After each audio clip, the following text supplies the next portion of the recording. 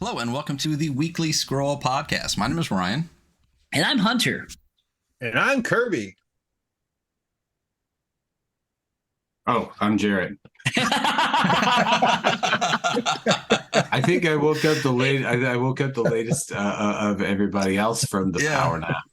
That was perfect. So that was amazing. Couldn't have been better. This is, as I said, the Weekly Scroll Podcast, and today we have the return of Jarrett Crader, better known as JERT, from Space Penguin Inc., which recently launched, and that's just kind of what we're talking about. But not only that, I do also think that this is the first time that the now named 3 co-hosts of the Weekly Scroll Podcast are actually on the same episode. So you get all of our wonderful faces, plus, Jarrett Crader. You can't really ask for a better guest than that. So this is special for you guys out there. Got Meat Castle in the chat, so wanted to show off some stickers I got from a recent thing from him. So hey, Christian. Meat. There you go. I love meat. Who doesn't? I mean, I'm vegan, but meat's great. Anyway, Jarrett, Space Penguin Inc. launched about 2 weeks ago. How did that go? How are things? It was interesting. The other day, my partner, Debbie, said, I thought that after the launch that your anxiety level would go down. And I was like, anyone who knows me knows that was not the case. But yeah, no, thanks to everyone watching and everyone watching in the future and in the past and in alternate timelines and time zones and stuff for hanging out and making us feel welcome as publishers, retailers, wholesalers, whatnot on the scene. Things have been going good. We had gangbusters first week. It was really great, and then things dropped off. It was first weekend, and then everything dropped off Monday, Tuesday, because it's Monday, Tuesday. And the orders kind of like stopped, and I was just like, oh, what? Then they picked back up. So I'm learning marketing curves, which I worked in restaurants for 30 years, so I know marketing curves, and my brain just is now catching up to, oh, it applies to this other line of business. I was, messaging with Kirby last night, and I told him, I was like, oh yeah, July and August are always the worst. And they're always just the worst for everything, because everyone's on vacation, everyone's traveling, at least in our particular time zone. Schools are out and stuff like that. People's attention has wandered, so things have leveled out. They're a bit slower. We've been doing a bunch of wholesale orders and getting stuff into some other shops and working up a bunch of meet and greets and stuff like that. E-meet and greets with brick and mortar stores. We got a big list of it's like 50 plus between the folks on the Space Penguin Work server and a bunch of people on Plus One server added stuff. Everyone's just putting their friendly local game store, and if they have the contact person who takes care of buying and some sort of contact information, and then it's available if you jump on over on Plus One EXP server, or if you just message me and you're like, I have books that I'd like to sell. Can I see the big list of friendly game stores? I'd be like, yeah, absolutely. All we ask is that when you contact folks, you just say, just be polite, and are like, hey, I have this. Would you be interested in carrying? Just all about sharing information, getting more stuff in brick and mortar stores, and then kind of going from there. So I'm rambling. Tell me to shut up. No, this is a you episode, buddy. Ramble Continue. on, Exactly. This is all about Jarrett Crader and Space Penguin Inc. I know last time you were here, you talked about some of the adventures were coming out, and of course I bought them within 10 minutes of the store opening. So I actually have all of the adventures here, and they are wonderful. I'm very excited, especially I got I have 3 of these because you did happen to send me a special one, which is fantastic. But I've never been the father of cats like some people, but the little kitty cat logo here on the side of the books, that's adorable. Yeah, Solid one. Christian Kessler, who wrote and created Long Shot City, which actually just wrapped its crowdfunding last weekend. It's a Troika Superheroes, or this past weekend, made the little spine logo, and yeah, loving it. And I Very saw you cool. had a drift there.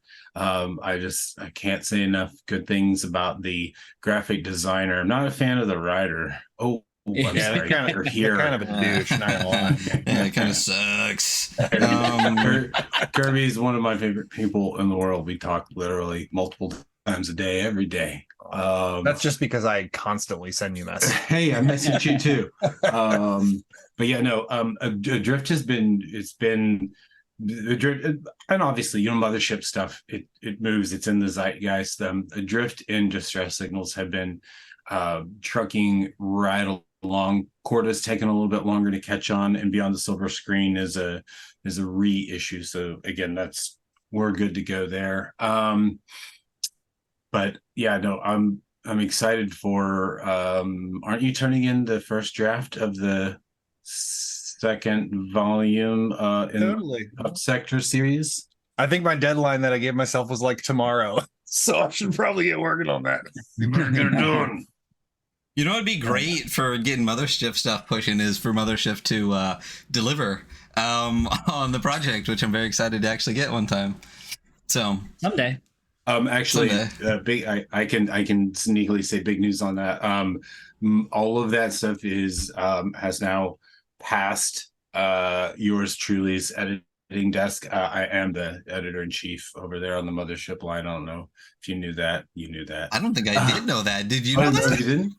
You didn't? I don't think I I was did. just waiting for Ryan to have a moment of realization because Oh yeah, no. That's fine. I Let's think get it's cracking. so long editing you're this good. fucking book, and it's just terrible. I met Sean McCoy at Gen Con. What did it have been?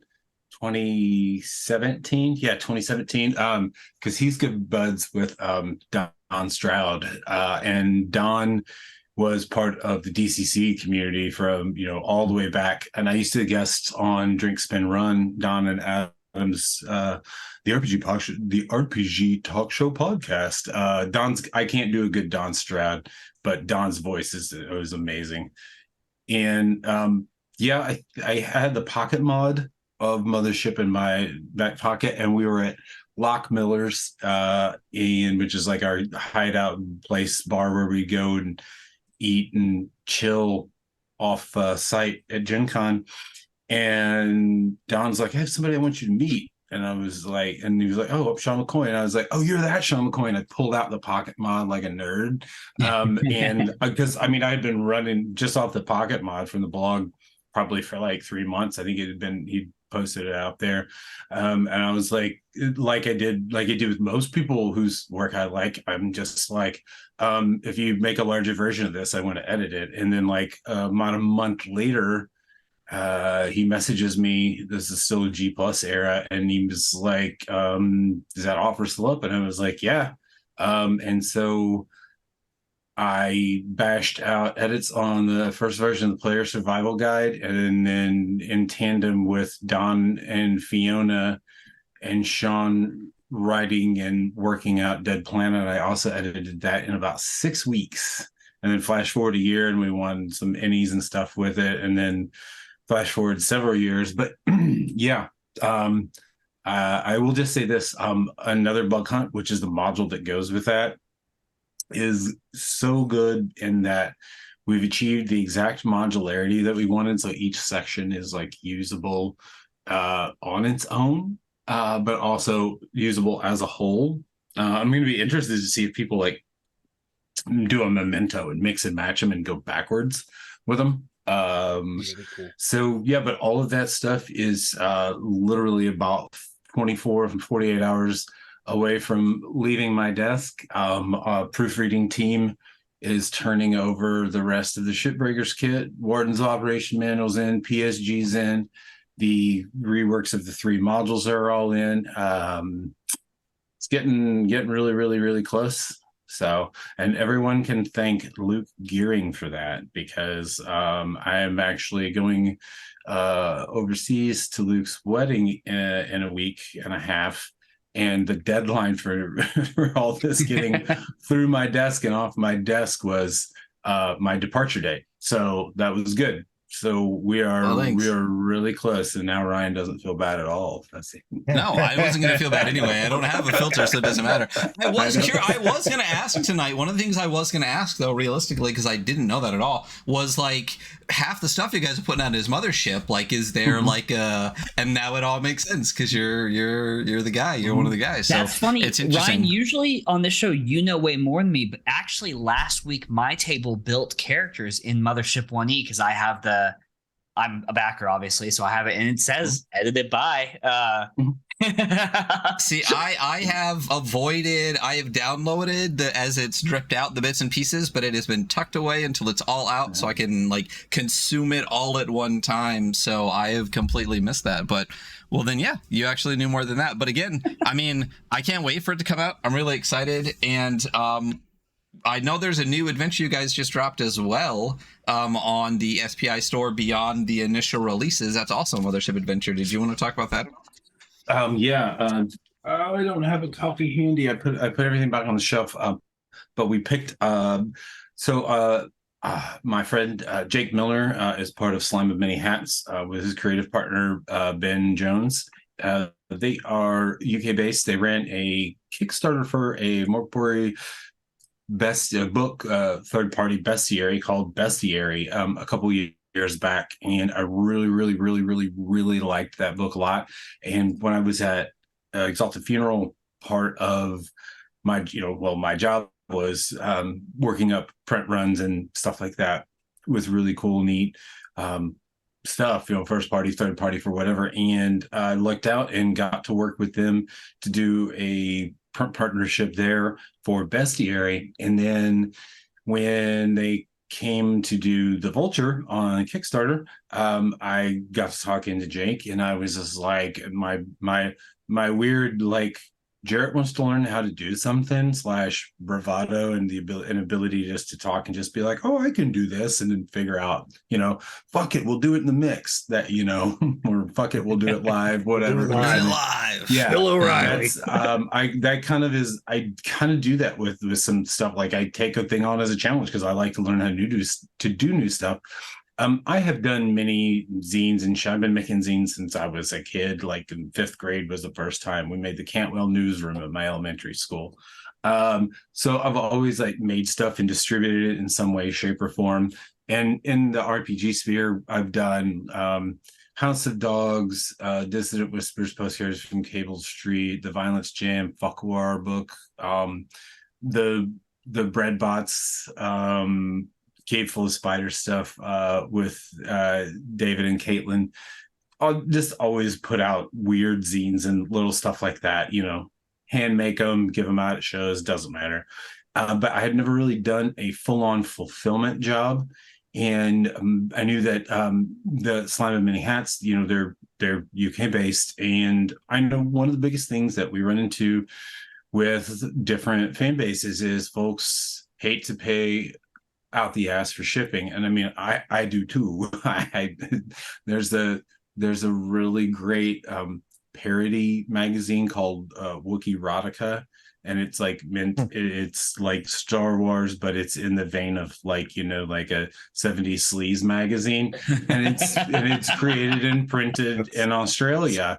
I paid $18 US for the magazine. I paid $60 US for shipping from Oz for that. And it is what it is. I got it. But one of the things, like, when we were building out Space Penguin, we were partnered with Igloo Tree in the UK, and I print and ship stuff directly to there, and they sell it through their store. That way Space Penguin stuff is available there. Same thing is we work with All the Problems in This World in Berlin to handle the EU and kind of the rest of the world. We're working on a situation for Australia right now. Like, hopefully probably mid next year, we'll be able to push that out too, and possibly somewhere in Canada, and maybe eventually somewhere in Brazil. So we're trying to do that, little partnerships. Like, we make a little bit of less money on it, but that's not the point. The point is making the books available out there. And in return, a thing that we're trying to do, or that we're doing, is making folks in other countries who need U.S. fulfillment to make it a little bit less expensive on their backers, handling that here. And we're handling just a couple of things: fist in the eye miniatures, the Vulture fulfillment. It's because it's fun for me to research packaging and materials and stuff and shipping, and learn how to do all that, and then actually do that. So anyway, Vulture fulfillment. They shipped us a bunch of them. We sent those all out. Josh Wilkins, if you're watching, Josh Wilkins, reply so we can get your package reshipped to you. I got it returned the other day. I don't know who Josh Wilkins is, but if they're just listening, in case, Josh, if you're listening, right? Yeah. I just really wanted to get it gone before we depart for our travels, so it's fine. We'll figure it out. So when they were printing them, I was like, yes, you want to print this many for your fulfillment, and then, a good 10 to 15% overrun just in case. They also sent some copies to Tuesday Night Games for the Mothership web store. And we ended up, after the fulfillment and all that stuff, with like 70 copies, I think. And I was like, hey, what would you be okay with doing, a 50-50 split on sales here, straight up wholesale order? They're already here. And they were like, yeah, that'd be great. And so put it up in the store, put it up on a Saturday to see how it goes. We got a few orders right away. We'll do a little bit more of a push this week. And then we got Red Solstice coming next week, which I do edit as well, and still is a good friend of mine and Kirby as well.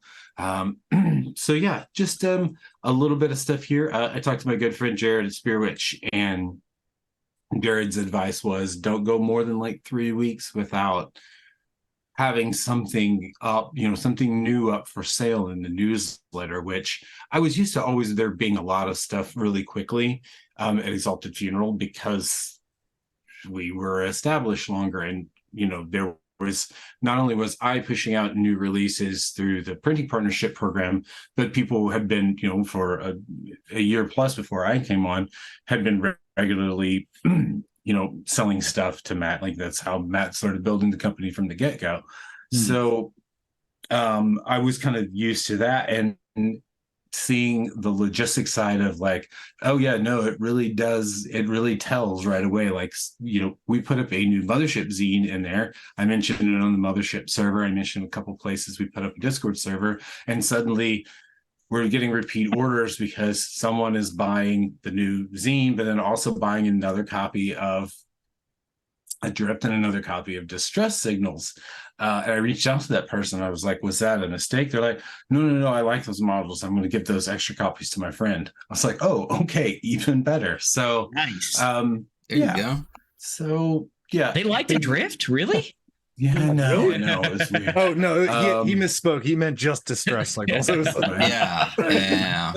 So yeah, like you said, it's an uphill battle. It's a learning curve, but I'm really super thankful to Jake and Ben for letting us, take the chance of putting those copies in the store. And then Die Sugars, who is handling all the marketing for Space Penguin, did a great job fixing my crappy photos. I have a light box, and I take photos of all of the products, and then I send them to Die, and then Die does wizardry with them, because Die is a fucking wizard. And then wrote up a great, and then wrote up a great blurb, and just in general made things make sense, as he usually does. So so yay for Vulture. And then, like I said, next week will be Red Solstice. And then, as we will be visiting our UK and EU partners in a couple of weeks, as part of our business trip. It's kind of nice. We get to go to a friend's wedding, and then do business. And I don't know if Debbie's watching right now, but thank you, dear, for we're gonna get to meet a bunch of people that I've been working with for a long time, and that we as a company are going to continue to work with going forward, and it's super exciting. So Very cool. Yeah, very excited, and excited from our Red Solstice too. I mean, I do have number 2 in my hands here. I have number 1 in the back there. There's something in here. What is this one here? It's the Drake Brood of Calamex's Lair. Yeah. So, yeah, by some person. So the Vulture came out. Great looking adventure, just even from the couple of pages and spreads that are on the website. I really love the Stalker page, the second one that's on there, because I just noticed, even after looking at it like 10 times, the image of like the ship in the bottom actually lighting up the I don't know, larger ship. It's just really neat. It's a great looking module. Excited to get that in hand. I think I got the email this morning that it had shipped, so thank you. But you said Red Solstice, you're going to try to drop something every 3 weeks. Is that the plan? Like 3 to 4 weeks? Like at least once a month? Yeah, like that's pretty much what we want to do. So yeah, next week will be Red Solstice, and then while we're gone, we're not going to put anything up new. We have our good friend Lucia is going to come over and handle all the packaging and shipping of the orders while we're gone, so there's no beats missing. It was part of the shift from when we talked last time. I changed fulfillment plans, and we're actually handling all our order fulfillment here. I also learned a lot with that too. It's great. But that's pretty fun. But we didn't want to like open the store for like a month and then have to shut it down and not ship anything while we were gone. So but she works with Debbie in the two of them's day job, and she came over earlier today, and we kind of was like, here's all this, and she was like, this is so easy. And I'm like, I know, it's great, isn't it? You can come over and you can go to Debbie's side and play with the cats, and then you can come over here and package a few orders every couple of days. It's great. So we won't miss a beat there. But we're not going to put out any new releases while we're gone.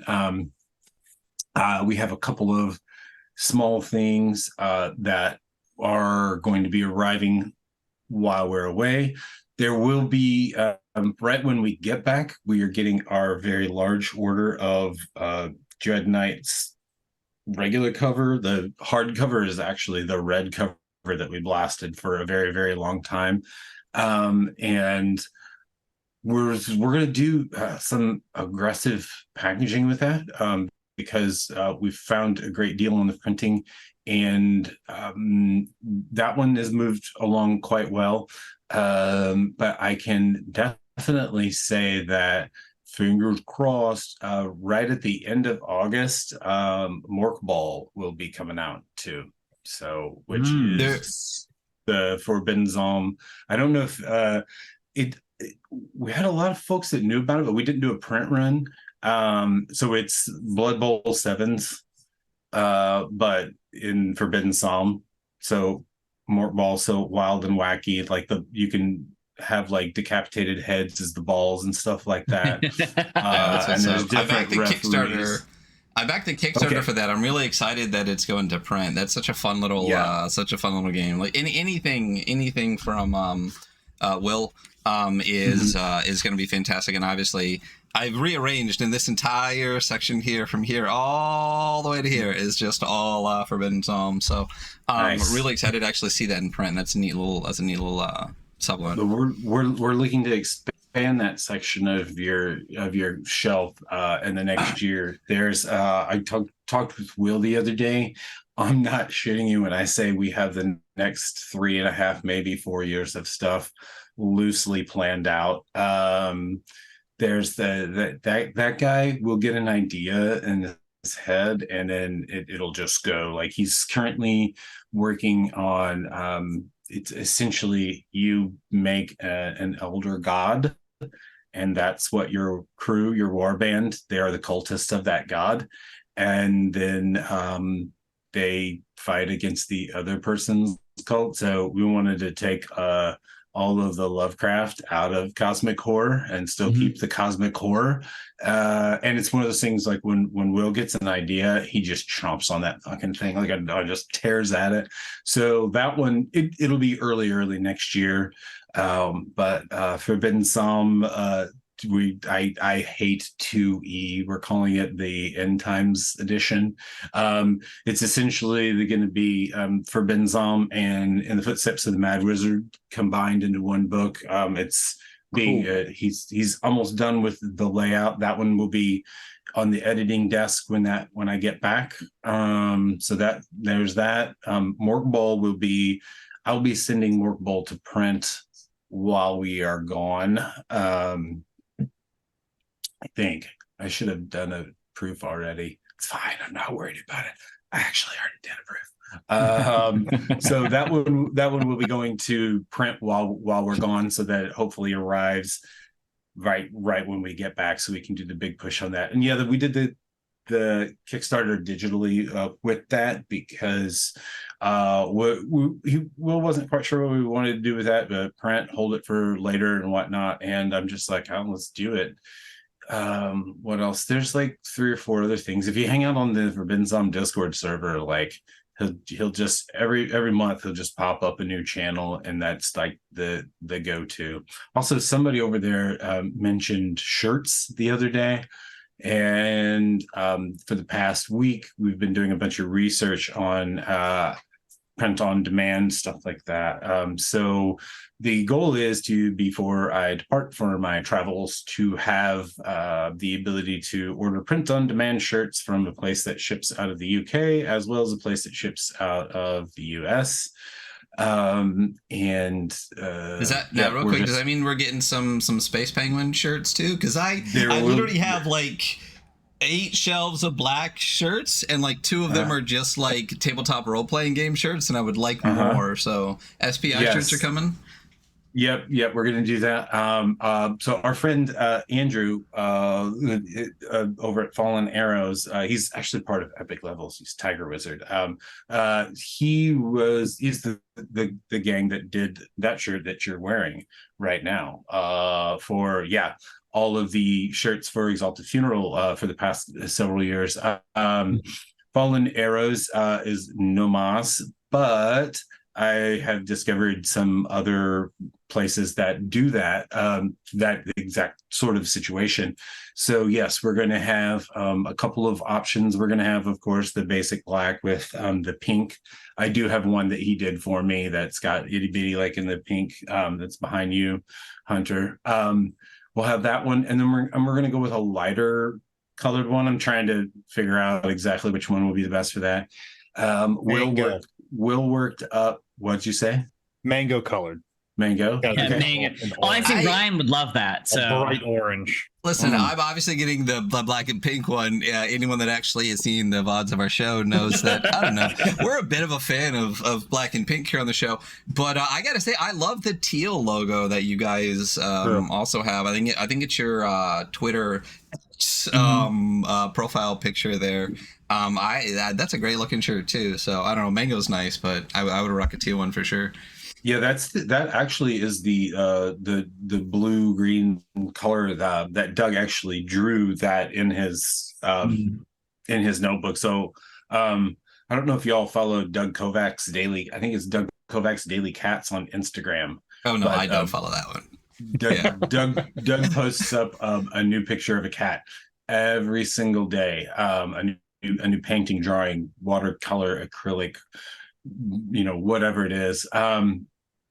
That drawing of Itty Bitty actually came through when he came and stayed at our house a few years back. But pre-COVID, he was on a cross-country road trip, and he was visiting all of us.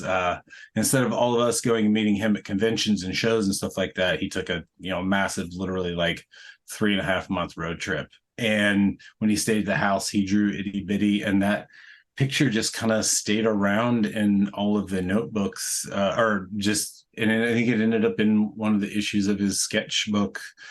And then a few years back, when Itty Bitty was first ill and being diagnosed with diabetes, I was like, hey, can I use that picture to make a thing for Debbie? Well, it turns out Itty Bitty was diabetic, and she got diagnosed, and she was good, and she had 3 more years with us. 4 more technically. So there was that. but yeah, he was super nice and gifted us that, and that's kind of been our. I mean, it's named after the cat, and that's it's great. But that original green, I've had the hardest time actually recreating that. So because it was done in traditional media, so it's like you can't exactly match a CMYK. But I will do my best to make sure that color, that teal, green, blue is on a shirt for you, Ryan. We'll make it. I said it's a nice one. I'm definitely rocking pink. But absolutely. If the number of disaster tourism shirts I have is any indication, I'll probably get one of all of them. So we'll see from there.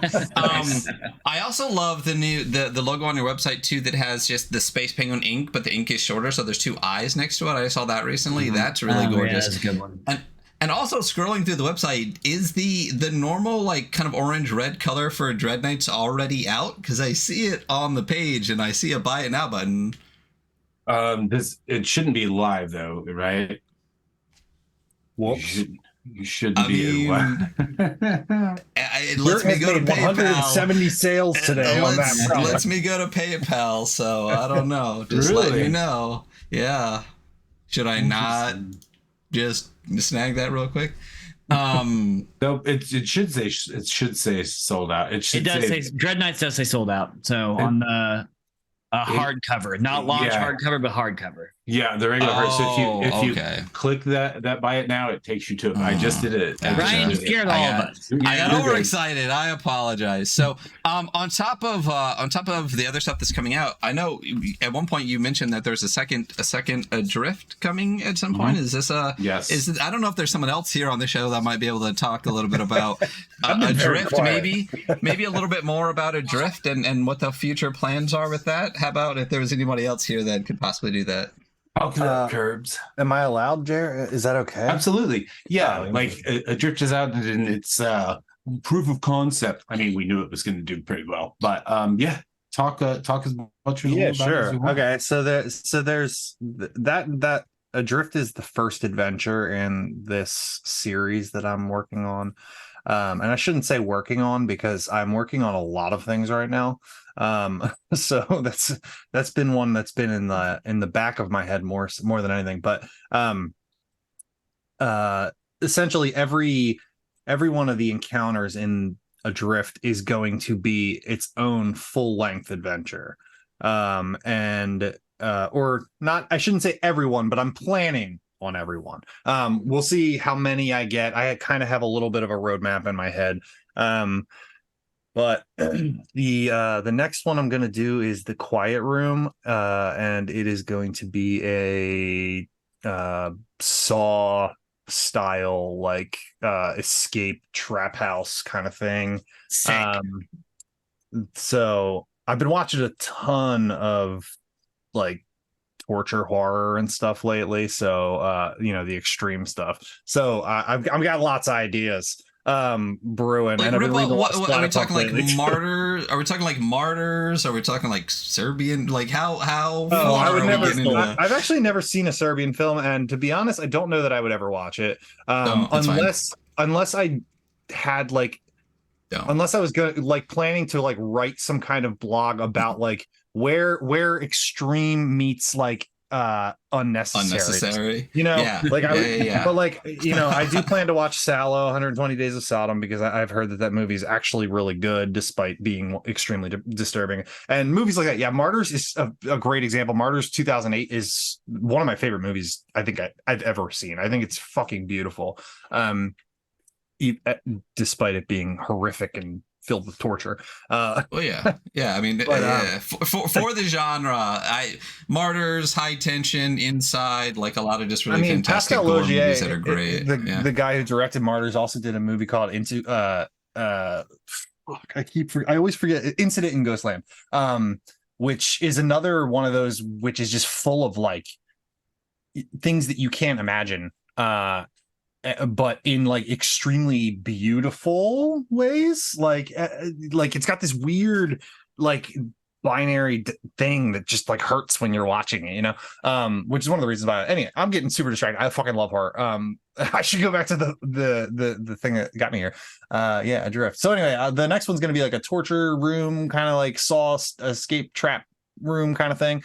And then we'll move on from there. My idea is to kind of link little things here and there throughout all the adventures back to Adrift and vice versa. There are like little things here and there in Adrift in the adventure, in a couple of the encounters that you can find that are like tied to the ship, and I kind of want to do that throughout all of them, is like link them all together in different ways, so you can kind of play them in any order or run them in any order, and you would still have like kind of a cohesive story no matter what order you run it in. The Kirbyverse. The Kirbyverse. Well, that already exists, so we should. But anyway, yeah. So I should get working on that next one, Jarrett. You demand it. You better I got a be zero done. draft. I got a zero draft I've been thinking about for 2 months. Yeah, and the really cool thing about that is when you sent me that first bit, and you sent me the list of all of the rooms and stuff, and we've spent some time going back. We both suffer from ADHD, and we both have a tendency to like do more stuff. And it's been a great exercise in both of us kind of reining it in and tempering each other's expectations and expectations together. And we have done the good thing, and we haven't been like, okay, there's going to be 10 of them and there's going to be this amount of pages and there's this. We've discussed how big each one is going to be loosely. We've discussed that there are going to be different form factors for each one. And I mean, I'm going to, big surprise. Eventually our goal is to collect them all into some sort of boxed set when they're all out, but it's when they're all out. We're not putting things on a timeline and being like, yeah, it's going to be every 6 months, blah, blah, blah. Because when you start throwing up things like that is when you start succumbing to the pressure and you start phoning stuff in, you start getting, overworked and bent out of shape. Like it's part of the reason that I personally am not doing Kickstarters and crowdfunds for this first year of Space Penguin. Like, believe me, I know where the money is at with it and the marketing and all that, and what it does. But I do not want that added level of pressure of having to satisfy backers. The things that we make need to be ready to go when they go. Yes, eventually some sort of crowdfund, it's for whatever it takes for some future project or something. But specifically with Adrift, like and Puck Sector, like it doesn't need to be like, 6 months from now we're going to have another one. If we go a full year without it, it's okay. We both have other things that we're working on that we'll be doing other stuff on. And the things when they get out are going to be that much different, that much better. I kind of really, it's funny, like it just occurred to me that this collaboration between you and me and Kristen with that is very similar to what Jeff Lemire and Andrea Sorrentino are doing with if you like horror, with the Bone Orchard Mythos, which is their new series of comic books and related graphic novels and stuff. The first issue was the first bit of the Bone Orchard Mythos was a free RPG day last summer 2022, and then they did a 5-issue miniseries of there was a hardcover graphic novel called The Passageway, and then there was a 5-issue miniseries of comic books called 10,000 Black Feathers, and then then the next one is Tenement, and it's 10 issues. And the reason I'm saying this is because I'm looking over here at the shelf of the comic books, and I was like, I got comic books on Friday that I just put over there that I didn't even It's funny. I literally just was about to buy 10,000 Black Feathers the other day. I had the whole stack from my comic shop because I was looking for some new stuff to pick up. And then I had to pick between that and there's another series I just got. It's the new what the fuck is it? Someone is killing the children. Yeah. The sequel series to that. There's a new series, House of Slaughter. Yeah. That's what it is. I still got the first 3 issues of that, and then I filled out my plush series because I had a couple of dupes. That ended hilariously, by the way. Yeah, Watched it. yeah. So fucking good, dude. But yeah, I got to go get that 10,000 Yeah. because it looked really good. I just had to pick. But Well, and the great thing with that is, and I think why it works, and it's a good comparison with what we're doing here, is that each of those series, segments, books, whatever that comes out under the Bone Orchard mythos is self-contained. You don't have to, you don't. Yes, you get more if you read The Passageway and then read 10,000 Black Feathers, and then as they're releasing them in order. Sure, who doesn't? But you literally don't have to. The Passageway is phenomenal, by the way. Very much worth the $20 or whatever for the hardcover graphic novel. It's really creepy good. But if that's the only one you ever read, you would be fine. And you could do 10,000 Black Feathers. I'm excited to die, and I'm going to stay up all night. And that power nap worked. We're talking about comic books, and now I'm going to read. I have a whole stack that I'm trying to catch up on, so I'm probably going to do the same thing. But that's the thing with Puck Sector is Adrift has it's complete in and of itself because of the things that happen aboard the ship, but you don't have to have played Adrift to play each of the other books that are coming out. Mm-hmm. And you don't have to,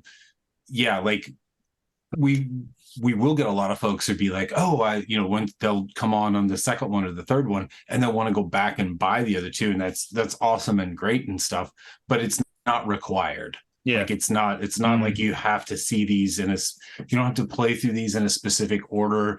You'll get, like you said, you're gonna pepper an item here or a name here or a key card here and stuff like that does work for other spots. But I mean, if we're sticking with our ethos of making situations and encounters and modules content and making them great for people to interact with, they just exist. It's not required. You're not playing against the giants where, you go 1, 2, 3 through it, right? You can do that. But I mean, that's a bad example because against the giants, you can play them all separately. And with the slave boat, whatever. It's like a big movie, like when you get to the end of the movie and it's like just a lead in for the sequel or whatever. Right. It's like it's not that they're all standalone. Exactly. Yeah. A lot of my favorite novels are like that too. It's like you could just read the first one. Hyperion's a great example, or like Mistborn by Brandon Sanderson. You can just read the first one, and you're like, "This is a great self-contained thing." But the moment you expand into that and you walk into the next one, like you get more out of it. That's really cool. I think it's a really great way to do things. And I think having that pressure, Redwall is a great example of that. Redwall is the Redwall series example of that because. That I don't know if anyone else here has read Redwall besides, I guess, Hunter. But that's actually a really good example because Brian Jakes wrote like a fuck there's a ton of them.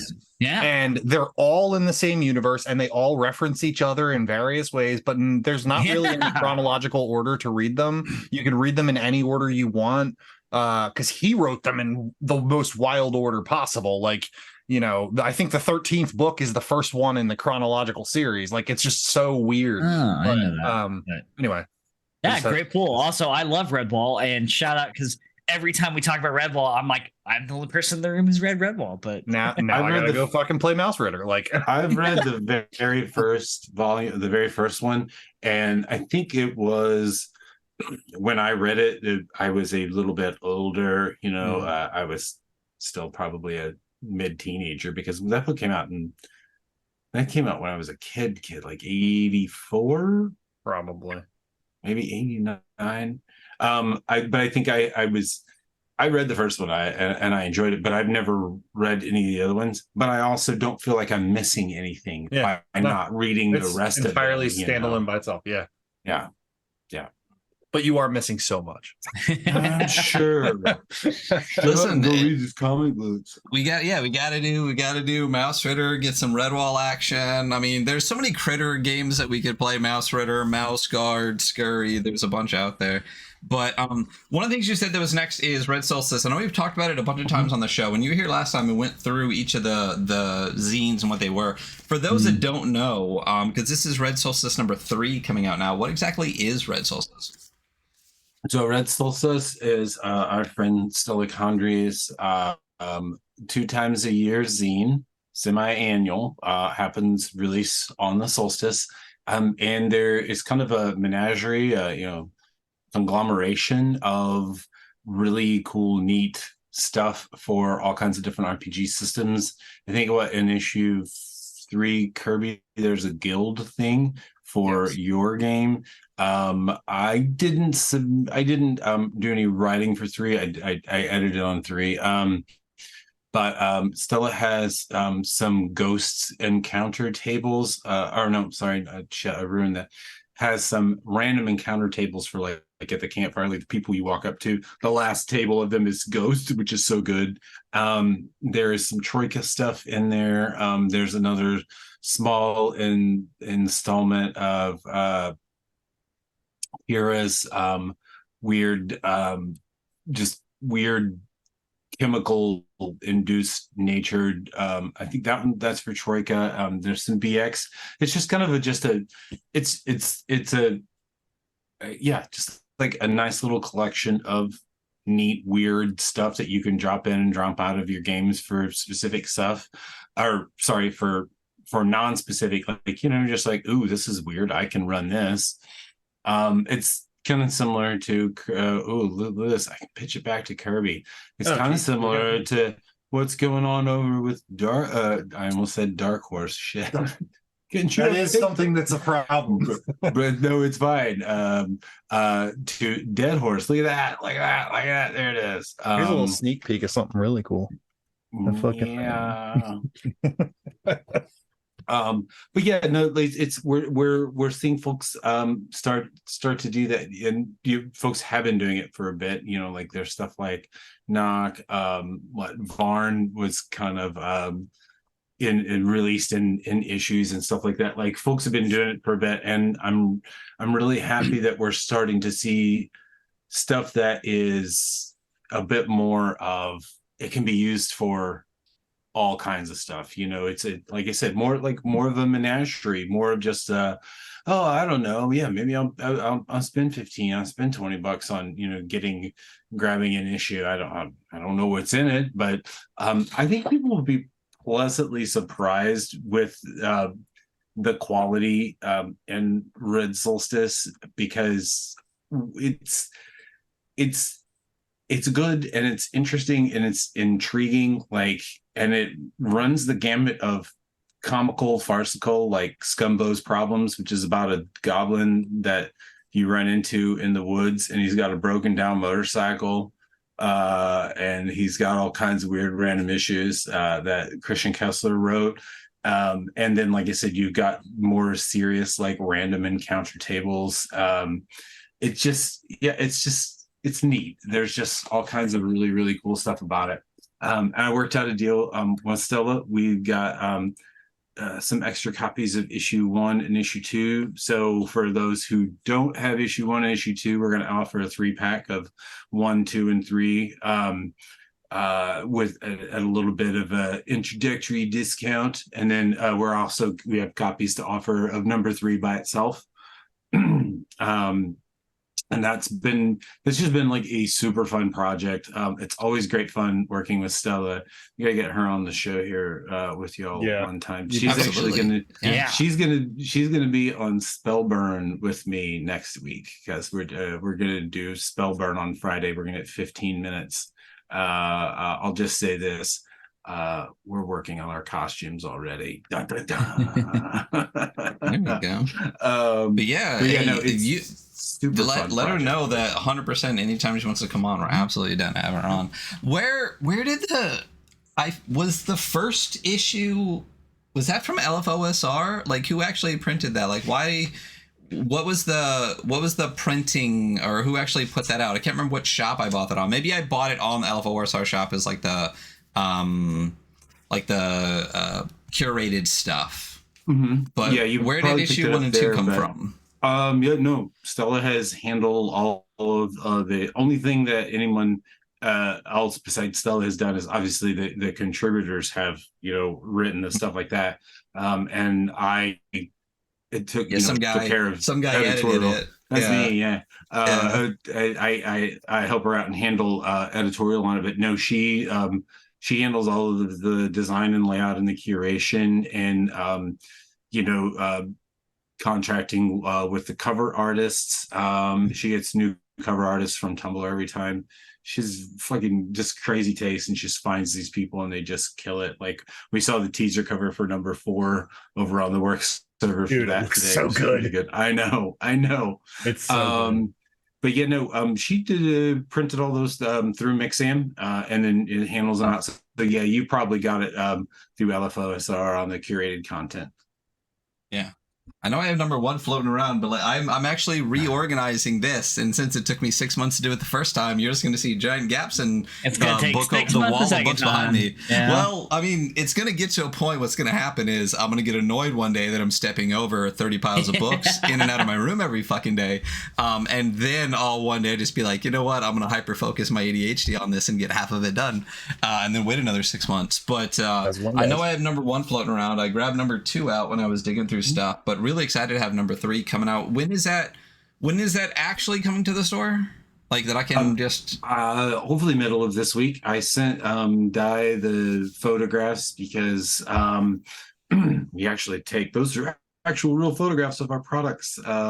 It's fun. Like, when we were doing build out, Di was like, oh no, actual photos are better than mock-ups and stuff. And I was just like, okay, I like, we'll do it.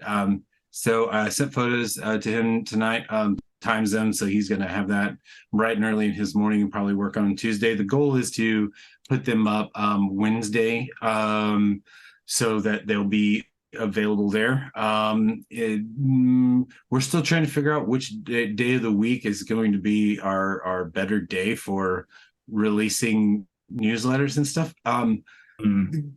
EF usually does theirs on Wednesdays, and Spearwitch does theirs on Tuesdays and sometimes on Thursdays. A lot of that is like when new stuff comes in there, and I think that's kind of where we're at too. We're not quite sure. Like, we did the new one, we did our first one on Thursday because we launched on a Thursday, and then I did the 1 week recap and the thank you, last Thursday. And then this week, we tried out Saturday.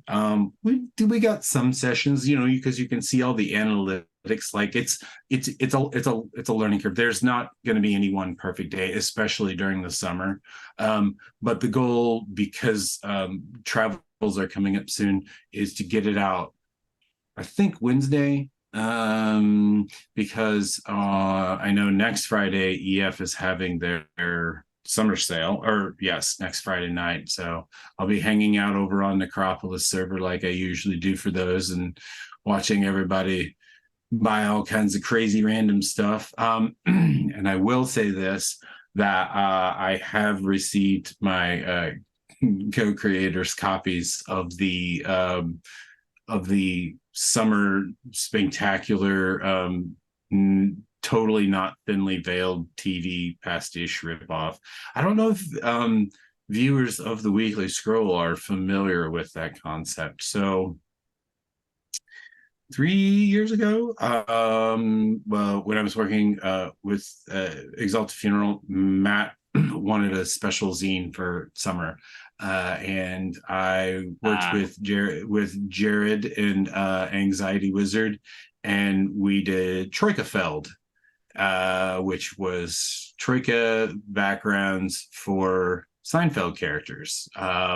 Literally not. It's a freebie that Exalted Funeral gives out with the first 100 purchases, during their summer sale.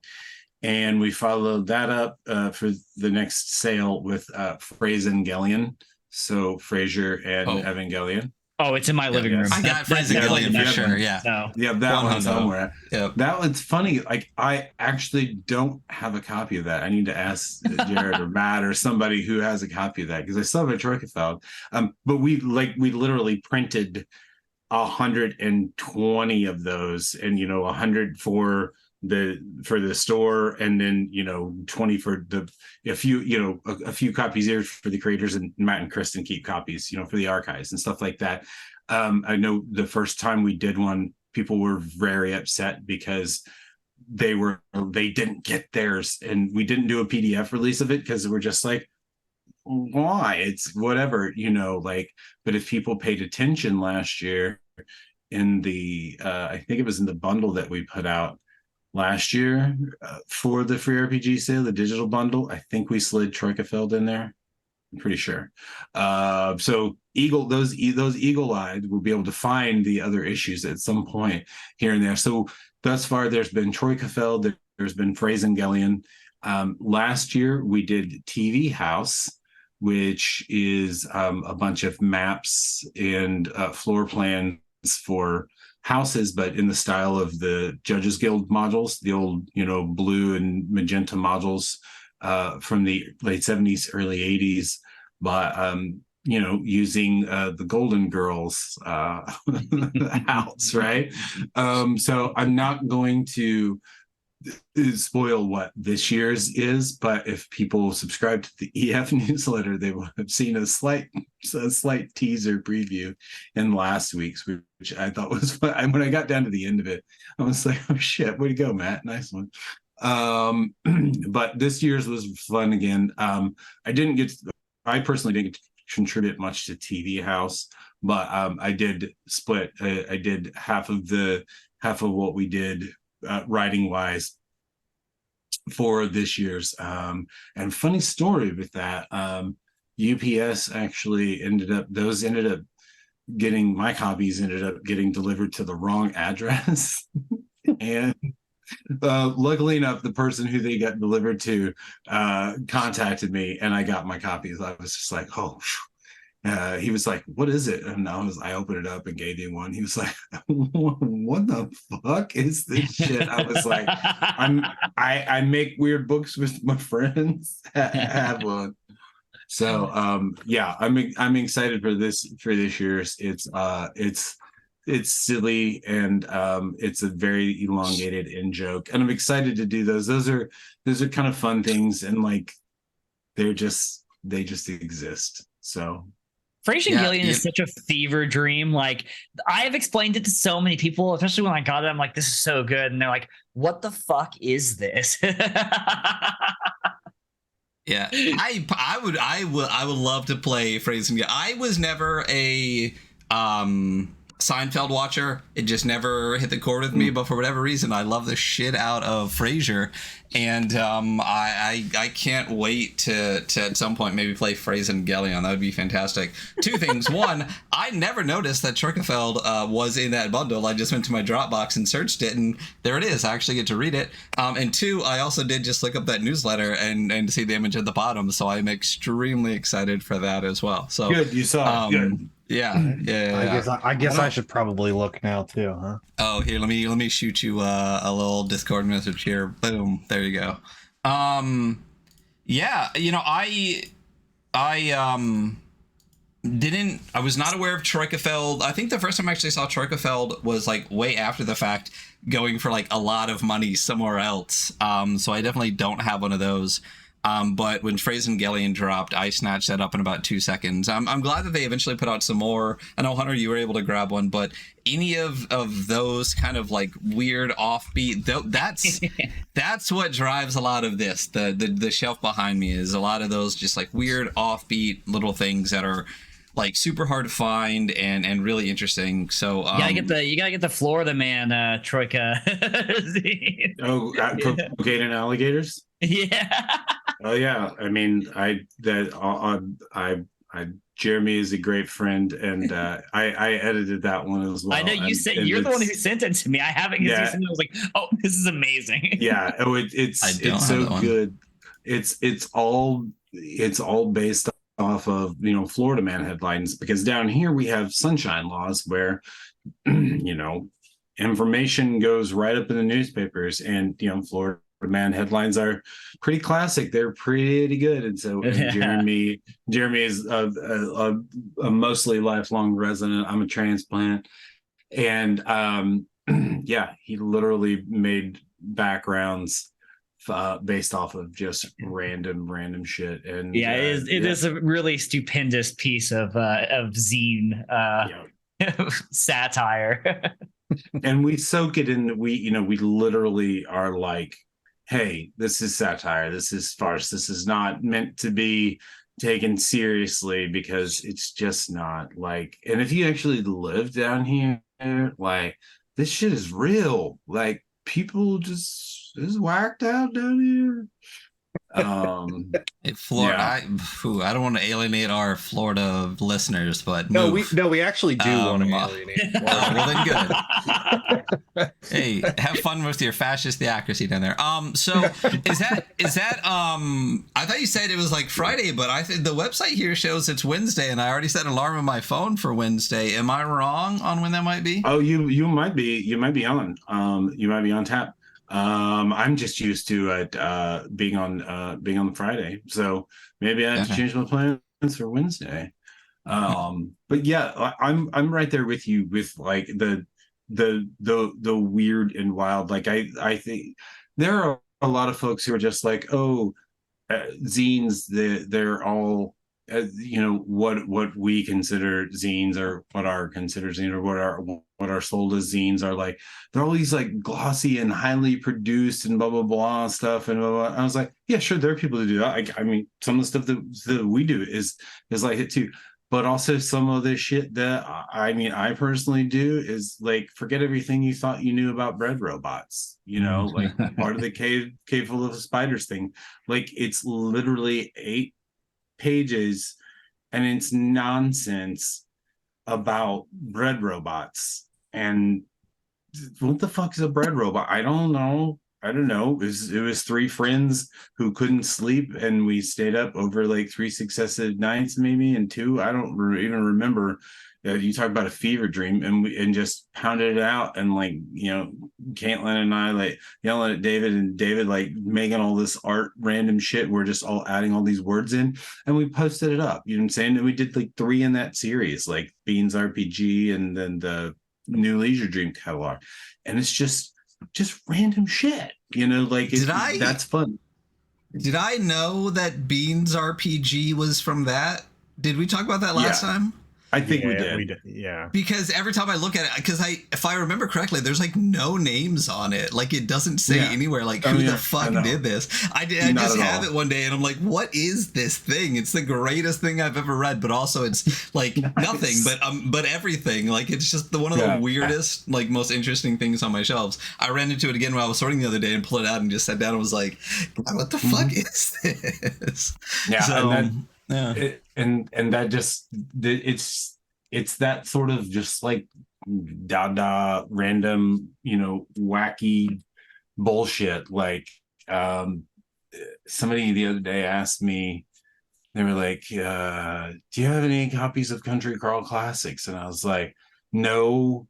Well, I'm trying to find one for my friend. I was like, oh, I can print one and make one for you by hand. And he was like, that's good, because my friend's having, a rough time with things. And I was like, oh man, I'll totally do it for that. You know what I'm saying? But CCC was like, me and some other folks, but the spirit of it was me kind of like writing out my brain and my thoughts and feelings about growing up in poverty, and a lot of other shit, and a lot of shit that I experienced is, like, so it, and it's very angry, and it's very full of vitriol. And I actually had a person be like, do you know that's poor shaming? And I was like, no, buddy, that's my life. That's how I grew up. That person and I, we figured it out, but it like uses like DCC rules, Country Crawl Classics. It's like, it's a no to like Rhinestone Cowboy and Merle Haggard and all that dumbass shit, and 70s country. Like, it's literally, it's what I was raised on and grew up on. But that's a sort of thing. It's like, those were like, I think we made maybe 200 total over a couple of print runs, and they were literally sold and given out at conventions, and that was it. And people are like, when are you going to do another one? We're going to do a reprint. And I was like, someday when we get it, can we get the digital? We're like, no, because we never did a digital, and then we found it on the Trove rip. When the Trove was still around, God, when the Trove was dude. still around, someone actually took CCC and actually scanned it, because you could see the scan lines on the page, because this was like a zine, like I literally, like, it was black and white, and I would take it when I'd go to a show. I'd go to like Gary Con, I'd fly in, and Doug and I would go to the FedEx, Kinko's or whatever, and we would just print it off with whatever cheap card stock they had for sale in their like clearance bin. And so like some colors are bright orange and some colors are this like drab gray brown slate shit, and all the interiors are black. Like, and it's dumb silliness, but they exist. And I too have like, there's an entire section of alienism up there, which is this. Yeah. Anyway, alienism. Look it up. Maybe you'll find it. I don't know. We don't talk about it, but whatever. I've got all of those. Like, anyway, like, just random subversive literature that I found someone's mailing address, and they were like, do you want these? And I was like, yes, I do. And, I literally wrote a letter to a person, and they sent me this box of random shit. And it's great when people come over to the house, I can pull it out and be like, look at this. What does this mean? And it makes me happy to hear you say that about Beans RPG. Like, I think I even tweeted about it before, where I literally was just like, this is like the weirdest, greatest thing ever. And I'm not sure whether it's like absolute genius or like just absolute psychopathy, and I'm sure it's a mix of both, but it's just Absolutely. So good. So just I love that one. I know that Neon Rot put out one that reminds me of it a little bit. I'd have to find it to get the exact name, but where it's just like every time you turn the page, you're just like, what is even going on? Like, is this even a real game? Or shopping is hell. Yeah. Yes. I think that's the one that Neon did. Yes. Yeah. Yeah. But yeah, man, super excited for what's coming up. I mean, so I know that, EF does a lot of huge Kickstarters and stuff now. You said you're going to wait a year to do any crowdfunding projects. I know you have like a 5-year plan. Yeah, with Space Penguin, we're waiting and holding off now. I've been a lot of the second wave, next wave stuff, like things are going to start to trickle in, and we're going to be putting stuff out here and there.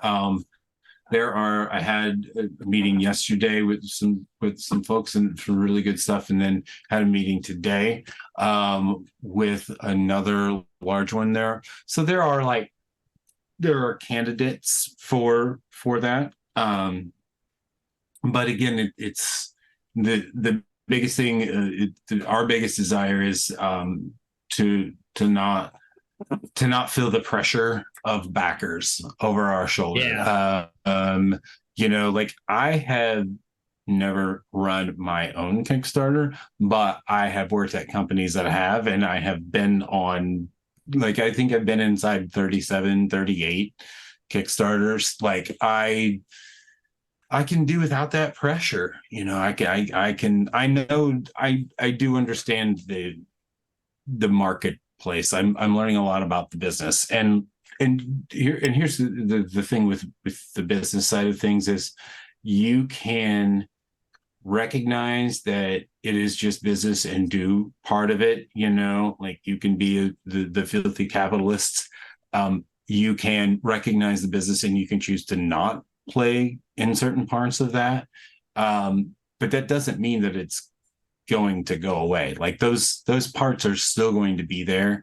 I don't like doing a crowdfund, just not even pretty Kickstarter, just a crowdfund on any spot.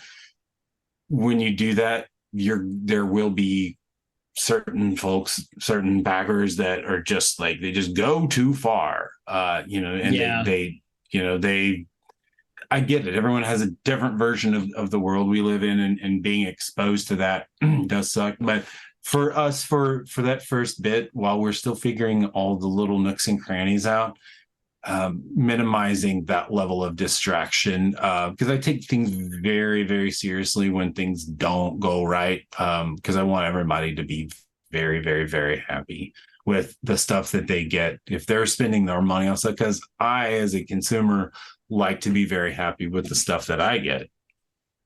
That being said, I do understand, like, I don't know if I talked last time I was on about my board game that I'm working on, Kill the Wizard.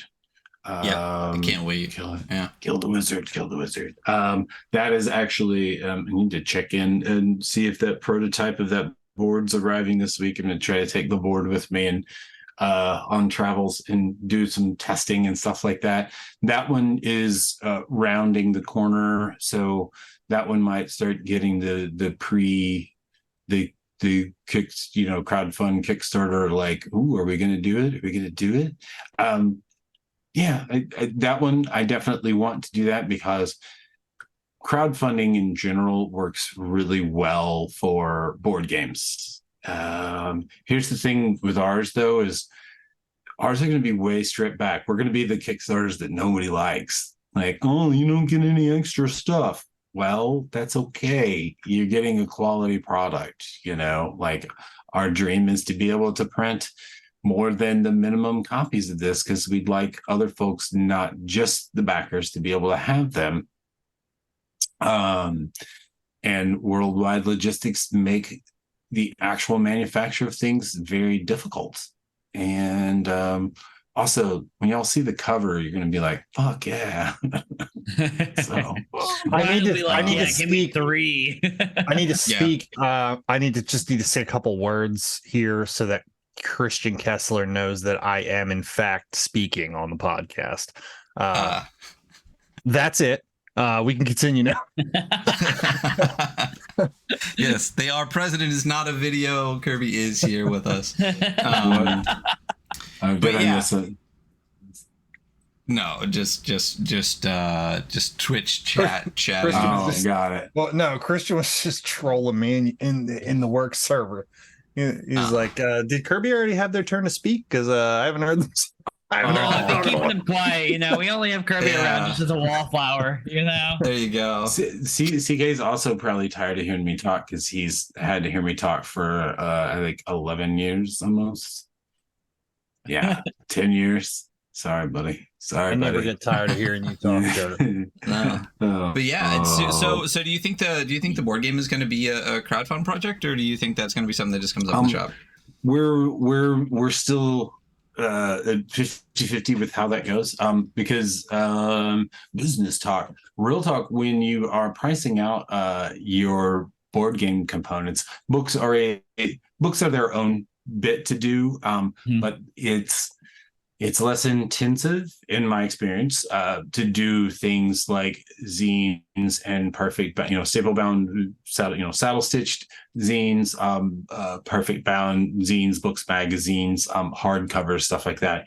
I have more experience with doing that. Not that I don't have experience, doing stuff that's component heavy, but with a board game, when you're looking at the number of units that you need to make versus the cost per unit versus are you going to have any left over to actually put out there? I think we talked a little bit about it. Ferox, the board game. Yes, no, I think maybe. we did. We talked about a bunch of stuff last episode you were on. And so they did the gang who did that, the Ferox, they did a small run. I think they maybe like 200, 400, whatever. And they put out it's an ode to Cannibal Ferox, Cannibal Holocaust. Anyway, it's fun little board game. Great movie. Yeah. Oh, yeah, it's classic. So they did a run of them, and then there was a lot of demand. So they did a second run, but then they were just like, that's all we can do, because it is financially expensive to create board games and things that have a lot of components. And so the real trick, that's my long way of saying the real trick is with board games, you want to hit a high number on that first print run. You want to hit like 2,000 copies, maybe 5,000 copies. Again, it depends on the cost per unit and what you're spending with marketing and promo and all that stuff, and how much you want to make back on it. Like a lot of our stuff, well, like most of the stuff with Space Penguin Inc., it's partnership all the way down. So Space Penguin Inc., Kill the Wizard currently has 6 people in that, and we're each getting a percentage. We're getting an equal share.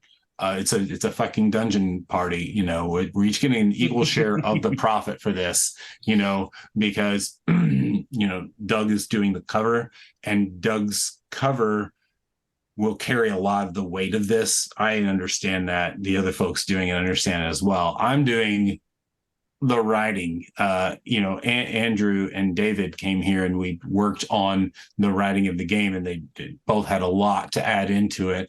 Andrew's doing the map and the cartography. Luke's making my writing not suck. Eric is doing like the design and layout and stuff like that. So there are people involved, and so we want to make sure that we're getting some money back off this too. So the goal is, with that, specifically with a board game Kickstarter, is to hit the funds where when you do that initial purchase from your manufacturer, you're hitting a really nice big number. And I've done a little bit of research here and there, and that 5,000 mark is kind of like the sweet spot where you really need to hit minimally to hit that. So it's relevant to some things that Kirby and I are talking about too. Indeed. Right. Yeah. So I'm currently, yes, it will go to some sort of crowdfund, whether that's Kickstarter or GameFound or crowdfunding by BackerKit or Crowdfunder or whatever. We're not there yet. Because I think it's a larger marketplace. Crowdfunding in general is a large marketplace for board games. Like I go to Gen Con every year, not this year, but usually every year. And I go to spend time in board game land because that's what I enjoy playing. Because I'm in RPG land all day, every day, right? But I go and I leave the board game, and I wander around and I look at people's boxes. Hunter, you recommended Volcanic Bird Enemy and the Voice Concern. I found that and I am in love with it. It is so much fucking nonsense. Yeah, it's total nonsense. You have now entered. Yeah, oh, I love it. You have now entered the duck cube phase. Just for those who don't know, the duck cube is an opaque white D6, and that's it. And you just, part of the rules are you hold it out and you put it out there and you say, I am now entering the duck cube phase. And then and that's it. That's it, right? It's Little Ugly Mane makes games like I make games like. I'm glad you enjoy nonsense. that. Yeah, he's definitely like a weirdo artist in the best way possible. I fucking love it. But that's the sort of thing, like I want it to be, artifacty like that. Like it's like the stuff that Justin does with Severed, like it's artifacty. Like it has a reason to exist other than just being another thing that you buy and you put out. Like my gelatinous cube checkers over here. Like they're just so cool. Like did you get a bunch of little ones? Yeah, no, he gave me when I was at the Baltimore show with him. Let me see if I can get it out of my face here. Oh, here we go. I lost one. But he gave me a gelatinous cube checkers. And I got the green and red cubes and the checkerboard. Yep. Like, I mean, I'll play checkers probably with this at some point, but it's just like such a cool thing to have. Mm-hmm. Yeah, I got the giant gelatinous cube, but you can't really see it because it's blurred and it's clear. But it's sitting back there. Justin does some great stuff. I'm sad I missed out on the first Cave Evil board game, but But yeah. So yeah, this is 2 weeks after the launch of Space Penguin, right? Mm-hmm. And we're moving in all the right directions. I mean, I can't wait for all the stuff that's coming out. I mean, Vulture is already on the way. Red Solstice is on the way. Another version of Dread. So I'll have 4 copies of Dread Knight, which will be fantastic. Like a proof copy, a softback copy, the black cover, like that burnt orange cover. Can't get enough Dread Knight. Everything that is going on Forbidden Psalm. So And great we stuff in the promise works here. we promise there won't be any other covers of that, because we did order a lot of copies of the red cover and then the and more of the soft cover. So yeah, like and that's something like we kind of went back and forth with and Will was like, I don't know, I think a black cover would be cool. Let's just do it. You know what I'm saying? We didn't do it in a way of like to create artificial scarcity, like it was going to be snapped up. We still have, I looked at the numbers today, we still have half of the black covers. Like they're still available. It's not like we're like coming out and doing that, like because that's a thing that I just yeah, there it is. That's because that's a thing that like it kind of gets me to, collecting for, making stuff like that. I also do understand why people do it.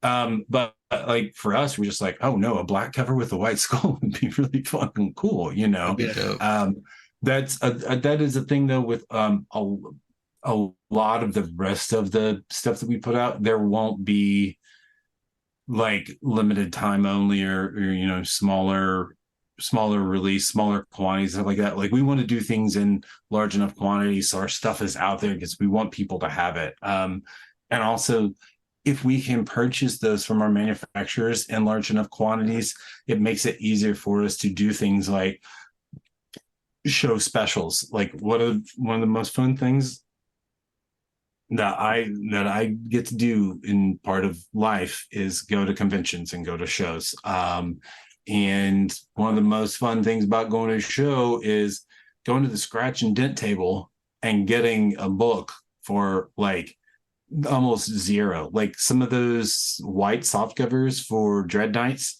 they're pretty flimsy. Like they're white soft cover books, they get bent up and stuff, get little tweaky corners.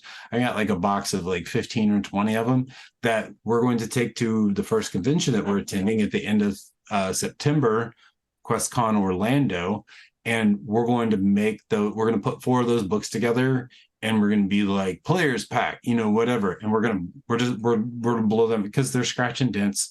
It's not stuff we would normally like regularly retail, and we just want it to be available for folks. Come up, someone comes up and's like, oh man, I'd like that, but I don't have $30. Cool, you got a tenner, grab this. You know what I'm saying? Like you'll love it. You want 2 copies, take it. Like I don't know. I like stuff. I like getting stuff. I like giving stuff. So super excited about that. One of the things I do love about the hardback too is, so this is the regular softback for those that haven't seen it yet. All white, black skull, says Dread Knights on the front, has the animal skull on the back, all that. I love that although this is an alternate cover and it's got like I want to believe in things you cannot, Dreadnoughts on the back. The actual cover front and back are like the in pages in the book, which I think is absolutely gorgeous. I love getting like all of the varieties of it. Even the barcode. The entire book is just stuck into like a hardback, which is really, I love that. I think it's absolutely fantastic. It just, like I said, it feels like someone just like wrapped a hardcover around one of these, and it's really, really neat. So just uploaded that plus 4 pages to the cover section and mix them. I mean, I don't know what you're talking about. Yes, that is exactly how Will did it the first time that he did FP before he brought it over to EF, and we've just kind of stuck with that through all the other books there, and now with us. Like it's one of those when we worked with our printers for the red cover and the larger order of the soft covers, they were like, wait, are you sure? Because that's just not a normal thing. Normally if there's a hardcover, then it's a different cover and their page counts are, and we're just like, no, we're lazy. We want it to be as easy as possible. We just want you to, like exactly like you said, put a hardcover over the outside of it. So I think it's great. I love it. I love that you get both covers in one book. Like, if there was a book that had like 3 variant covers, I would want it to just be wrapped around itself like 3 times with every cover. Nice. Yeah. So, but yeah, like I said, super excited for that. I mean, Jarrett, it's always great to have you here on the show to talk about everything going on with Space Penguin. I mean, I'm super excited that 2 weeks has passed. Space Penguin is up and running. The newsletter, are we settling on a day? Is it gonna be Thursdays? Like, what's going on? I'm not sure. Like this week, we'll probably now if you have summer sales Wednesday, we got to do ours on Tuesday. No, it's fine. Also, I think we actually might do Saturdays. And my reasoning there was it's actually a convenient day for me because I wake up on Saturdays and I'm just less stressed about stuff because I'm not like read up and doing stuff, like the world of work is Monday through Friday, and there's a lot of folks I can only get to Monday through Friday, whereas none of those folks are going to be in their office on Saturday, so I'm a little less wonky. It's not a real day, so there's that. And it is kind of nice. Like there are a few places that that I subscribe to their newsletter. Healy Made puts out a lot of his custom toys and stuff like that on his new releases are on Saturdays. Inner Decay does stuff. Dan O'Brown does stuff. A lot of the people that I subscribe to put their stuff out on Saturdays. So yeah, I think for the next couple of weeks we're gonna go with Saturday because that also just makes me less stressed and like I could just do it then. So there we go. Looking forward to Saturdays now. I know I usually have my email at 0, but like twice a year it hits like 150. So I got a lot of stuff that I need to download and get out. So I might have been a little bit late on Vulture, but excited for what's dropping next. Can't wait for Solstice 3, which is dropping. Can't wait for Adrift 2, Kirby. And then we'll see what comes next from Space Penguin as it just gets bigger and better as we continue to go through stuff. So thank you again so much for being here. You're always, literally, anytime you shoot me a Discord message, it's like, hey, want to chat again? It's like, fuck yeah. And then I send it to Hunter, and Hunter's like, fuck yeah, we're doing it. So always super excited to have you on. Yeah, absolutely. Any closing remarks, Space Penguin, Kirby? I know you've been a little bit chatty tonight. Anything that you wanted to say here? Yeah. I will say this. 2 words: alter shock. That's all you gotta know. That's all you gotta know. What? You don't know anything about alter shock. I don't know. Alter shock. I got no idea. I'm excited to read it. I'm excited to read it during travels. Like super excited to read it during travels. Finally, Curbs has been like, hey. And I'm like, I know, no time. Yeah. I got to get you those pages, baby. Hey, listen, sounds like you got to give it a lot of pages, but do it so we can get your stuff. Yeah, so that is our episode for tonight. Again, Jarrett, you're great. Also, the 3 of us, is nice to have all 3 of us at the same time to prove that Kirby and Hunter are not just Jekyll and Hyde and are the same, not the same exact person. I'm still pressing that we are, in fact, actually just Jekyll and Hyde, and this is like pre-recorded. So, yeah, cool. So thank you everyone in chat for being here. Everyone that's listening, make sure you go to spacepenguin.inc and snatch up all of that stuff and get that newsletter in your email every Saturday going forward from now. And you all have a wonderful evening. Bye. Bye.